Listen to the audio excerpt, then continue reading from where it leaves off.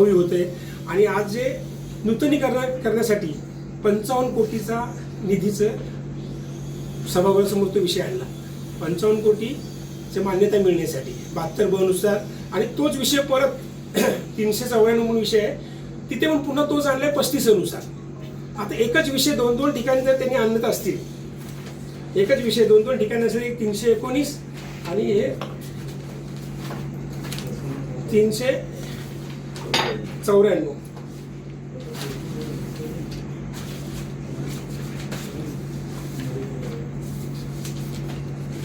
हे दोन विषय 319 आणि 394. एक 72 नुसार आहे, एक 335 नुसार आहे. मग हे दोन दोन विषय दोन दोन कलमाखाली का आणायचे याची तर चर्चा व्हायला पाहिजे. आणि विशेष म्हणजे ते किती आहे 60,000 सभागृह नेत्यांनी सर्व विषय मंजूर 308 वगळता सर्व विषय मंजूर अशी घोषणा करून टाकली. हे कुठेतरी चुकीचं आहे, कारण ठाणेकर जनतेचे विषय आहेत, महत्त्वाचे विषय आहेत, त्याच्यावर चर्चा झाली पाहिजे. चर्चा न करता विषय मंजूर करतात. त्याला मग भारतीय जनता पार्टीने आक्षेप घेतला आणि विरोध केला. आम्ही डायसवर गेल्यानंतर प्रकार तुम्ही सगळ्यांनी पाहिला. लगेच सन्माननीय उपमुख्यमंत्री काल शिवसेना शिवसेना गट नेते ऑफिसच्या कार्यालयाच्या ओपनिंगला आले होते. तसं आम्हाला मित्रपक्ष म्हणून निमंत्रण होतं, त्या निमंत्रण आम्ही गेलेही होतो. त्याचबरोबर जे काही 2 दिवसात 15 तारखेला महासभा झाल्यानंतर सन्माननीय मनोज शिंदेनी जे काही आक्षेप घेतला असेल, तसंच सभागृह नेत्यांनी जे काही केले तर त्याला एक भारतीय जनता पार्टी आणि उपमहापौर म्हणून जे काही त्यांनी आमच्यावरती आक्षेप घेतला होता त्याचं उत्तर देणं हे गरजेचं होतं. त्या अनुषंगाने ही प्रेस कॉन्फरन्स ही कालच सकाळी आम्ही डिक्लेअर केलेली आहे. हे असं नाही की ते झाल्यानंतर केली आहे, असा विषय नाहीच आहे.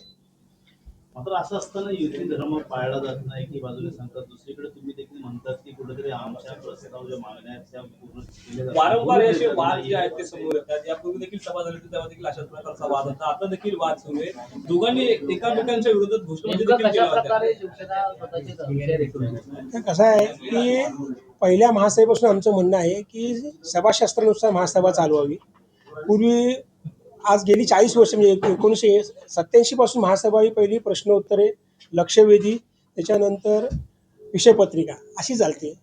पण ही इतके वर्ष चालत आली 40 वर्ष आणि आताच का तो तुम्हाला नवीन प्रयोजन करावं वाटते की अगोदर विषयपत्रिका घेऊ, लक्षवेधीनंतर आणि प्रश्न उत्तरेनंतर असे फॉर्म्युले चालू केले. तेव्हा आम्ही सर्व सदस्यांनी एप्रिलच्या महासभेच्या आधी महापौरांना निवेदन दिलेलं सह्यानीशी 28 नगरसेवकांनी की जशी महासभा आतापर्यंत चालू त्या पद्धतीने चालवण्यात यावी, जेणेकरून संभ्रम आपला आपसात नको. मग ती एक महासभा झाली. त्याच्यानंतर आत्ता ही जी महासभा मेची घेतली त्याच्यामध्ये गटनेत्याच्या मिटिंगमध्ये ठरलं होतं की पहिलं प्रश्न उत्तर आपल्या विषयपत्रिका घेऊ, लक्षवेधी आणि प्रश्नोत्तर नंतर घेऊ. परंतु जेव्हा प्रत्यक्ष महासभा चालू झाली तर लक्षवेधी आली पहिली. पण लक्षवेधी हा विषय ठाणेकरांच्या जिव्हाळीशी होता. येणार सुपर एल निनो हा विषय होता आणि हा जरा जवळीक होता. भविष्यात तिची अडचण होणे ते लोकांना काळजी घेण्यासाठी ठाणेकरांसाठी तो विषय चांगला होता. मग तिच्यावर आम्ही सविस्तर आमच्याही सदस्यांनी सगळ्यांनी चर्चा केली. लक्षवेधीवरती झाली चर्चा. नंतर आमच्या सदस्यांचं म्हणणं होतं की तुम्ही प्रश्न उत्तरं घ्या, त्याच्यातून पण नंतर तुम्ही विषयपत्रिका चालू करा. पण नाही तुम्ही ह्याच्यावरती 2 मिनिटामध्ये नाही झालं तर की तुम्ही आमची लोक उभे राहिले पण मागणी केली महापौरांकडे, ही त्यांनी विषय सगळे मंजूर केले 308 वगैरे. हे कुठेतरी चुकीचं आहे. ही पद्धत का म्हणजे कुठेतरी तुम्ही सोपस्कार राजकारण करता असं दिसतंय की ठरवायचं आहे का नंतर करायचं का, गोंधळ घालून आपले विषय मंजूर करावं असं प्रथम दर्शनी आम्हाला तरी दिसते. त्याच्यानंतर मग सदस्यांचे काही खुलासे आले, राष्ट्रगीताचा अवमान केला आम्हाला वाटलं. मग आम्ही तसं पोलीस स्टेशनला आणि महापौरांना आणि आयुक्तांना निवेदन दिले, पोलीस स्टेशनलाही निवेदन दिले की बाबा अशा प्रकारे चाललं ते चुकीचं आहे. वारंवार भविष्यात अशी कुठली घटना घडू नये चुकीची, म्हणून आम्ही ते तिथे कळवलेलं आहे. निवडणूक होतं त्यावेळेस मान दिला जात होता भाजपला, आता गोंधळ निर्माण होतो, कुठे मान दिला जात नाही, आता अपमान केला जातं, अशी देखील वागणूक आता समोर दिसून येते. निवडणूक महायुतीमध्ये आम्ही लढलो, वरिष्ठांच्या आदेशामुळे महायुती झाली. महायुतीमध्ये पण आम्हाला भरघोस प्रतिसाद मिळाला. हातात हात घालून आम्ही निवडणुका लढवल्या. त्यानंतर सत्तेचं समीकरण जेव्हा आलं, आज स्पष्ट बहुमत शिवसेना पक्षाला मिळालेलं आहे. त्याचबरोबर भारतीय जनता पार्टीचा पण 100% स्ट्राईक आहे, जवळ 28 नगरसेवक आहेत. महायुती म्हणून आपण जर महापालिकेत सत्ता स्थापन केलेली आहे तर ते कामकाज महायुतीच्या हिशोबाने चालावं, विषयावर चर्चा व्हावी हीच आमची मागणी आहे. माफक की विषयावर चर्चा व्हावी आणि विषय मंजूर करावे. बाकी आम्हाला कुठल्याही गोष्टीला विरोध नाहीये. परंतु काय वाटतं शिवसेनेचं संख्याबळ जास्त असल्यामुळे वारंवार भाजपला डावललं जातं असं तुम्हाला कुठेतरी वाटतंय का? बोलून दिलं जात नाही नाही सभागृहात? आता सभागृहाचे 3 महासभेचे मी थोडक्यात पोस्टमॉर्टम केलंय. तर फक्त भारतीय जनता पार्टीला 3,05,28,00,000 सदस्यांना निधी मिळाला आहे. विरोधी पक्षवाल्यांना जवळजवळ 4.5 कोटीचा निधी मिळालेला आहे आणि 153 कोटी शिवसेना पक्षाच्या नगरसेवकांना निधी मिळालेला आहे मागील 3 मे महिन्याची महासभा सोडून. त्याच्यावरून आम्हाला कुतूहल वाटतं की लोकांनी आम्हाला निवडून दिलं, आमच्या प्रभागात पण कामं झाली पाहिजे, आमची पण कामं आहेत, आम्ही पण कामं तुमच्यावर ठेवलेत, पण ती कामं का येत नाहीत महासभेत, मंजुरीला काय येत नाहीत किंवा का नाही घेतलं जात. तर कुठेतरी आम्हालाही वाटतं की बाबा आम्हाला तुटक त्याची वागणूक देतात हे दिसते. मग आम्ही वरिष्ठांना कळवलंय, वरिष्ठ त्याच्यावर डिसिजन घेतील. सर, तुम्ही मगाशी म्हणालात की निवडणुकीपूर्वी तुमची स्वबळावर लढण्याची तयारी होती, मात्र युतीमध्ये महायुतीमध्ये लढावं लागलं, त्यामुळे तुमचं नुकसान कुठेतरी झालं. 2017ला पण महायुती नव्हती, तेव्हाही स्वबळावर आम्ही लढलो होतो आणि तेव्हाही आमचे 23 नगरसेवक निवडून आले होते. जेव्हा आता आम्ही सर्व त्या 2017 पासून 2022 पर्यंत किंवा मला आज 26 पर्यंत आम्ही स्वबळाच्या हिशोबाने तयारी केली होती आणि तसं आमच्या सर्व त्या तत्कालीन नगरसेवक तसे जिल्हाध्यक्ष असतील, दोन्ही आमदार असले आमचे केळकर साहेब आणखी निरंजन डावखरे साहेब, ह्या सगळ्यांचं मत होतं की आपण मैत्रीपूर्वक लढून आल्यानंतर आम्ही एकत्र येऊ.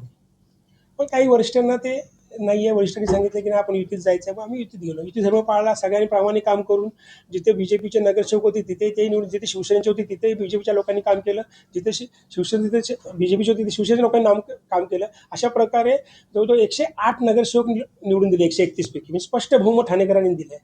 पुढे असंच चालावं असं आमचं मत आहे.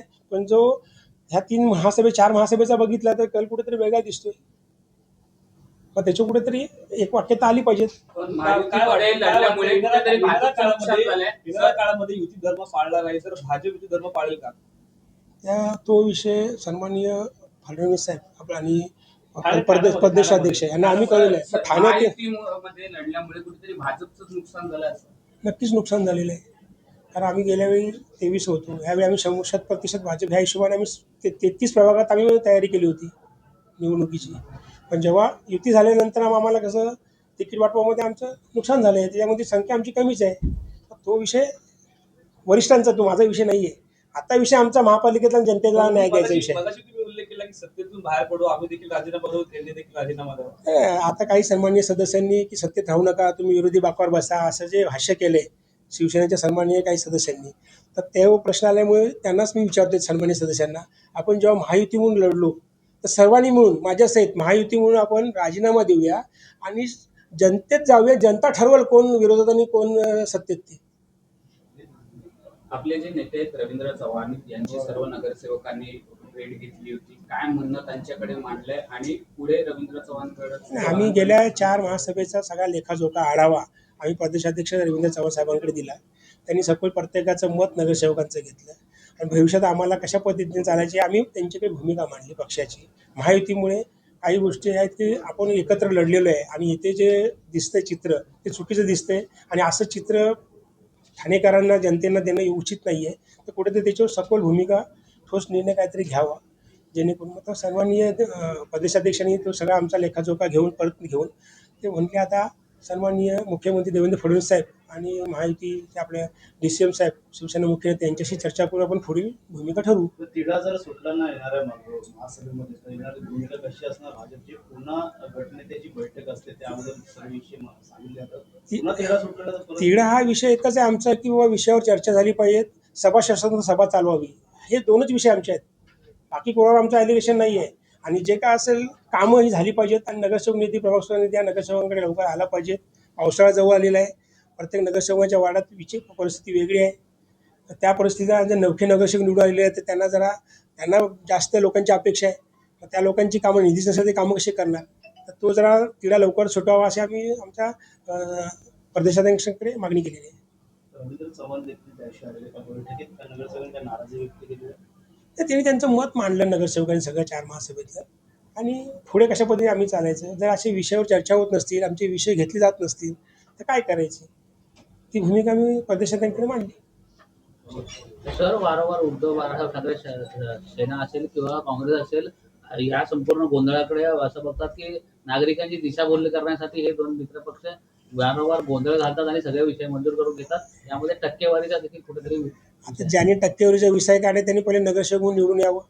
आज त्यांचे किती सदस्य आहेत? एकेकाळी त्यांचे 60, 65, 70 सदस्य होते, आज एक सदस्य येऊन बसलेत. राहिले काँग्रेस तर आज 100% काँग्रेसमुक्त झाले ठाण्यातून. तर त्यांनी त्यांचं पहिलं आत्मपरीक्षण करावं आणि नंतर याच्यावर बोलावं. आणि ज्या